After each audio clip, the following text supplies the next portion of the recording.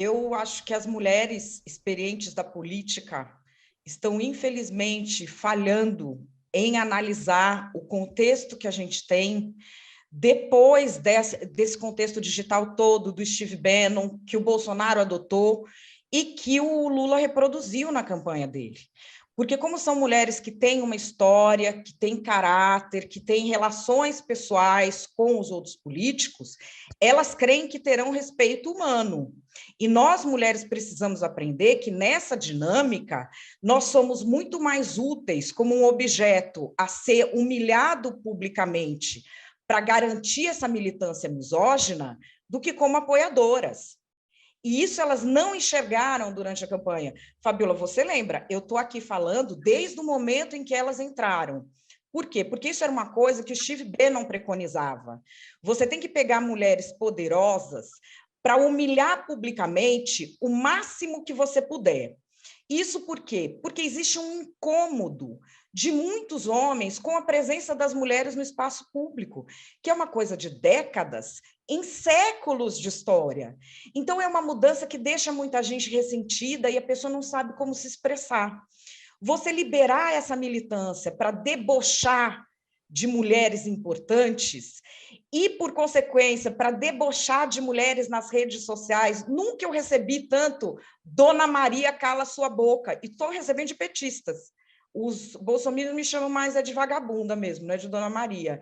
Mas, enfim, eles poderem fazer isso, não receberem nenhuma reprimenda social e justificarem como se fosse uma guerra política, é para a pessoa emocionalmente um luxo psicológico do qual ela não abre mão. Isso Steve Bannon falava, ele escreveu sobre isso. E essa militância ela passa a aderir de forma acrítica a esse movimento que permite a ela esse deleite perverso. E elas calcularam mal.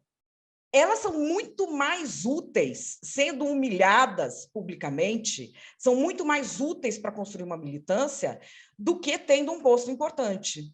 E a gente tem toda uma configuração de ministério. O Lula poderia ter feito o ministério melhor da história, com o tanto de apoio que ele teve.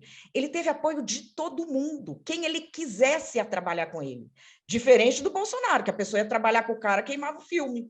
Ele podia ter feito isso. O que ele fez? Ele foi brincar de House of Cardinhos com o Centrão e com o PT, que é a fórmula de governo que ele conhece.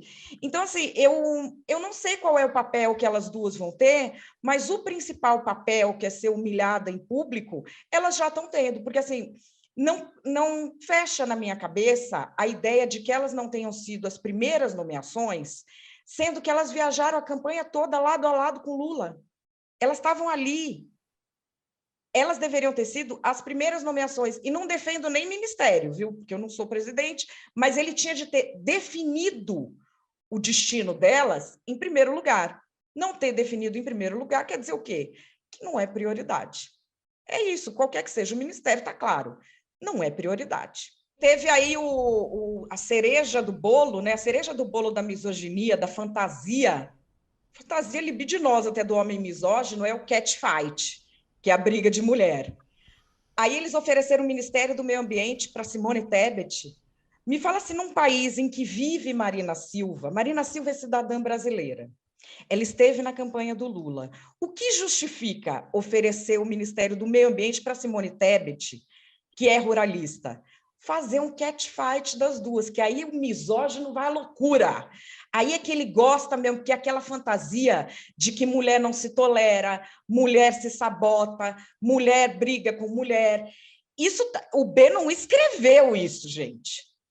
Quando eles levaram Janones para a campanha, era para isso.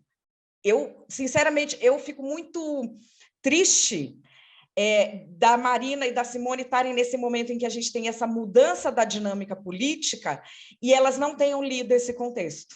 Eu fico muito triste, porque, inclusive, elas não tinham lido esse contexto, elas não imaginavam.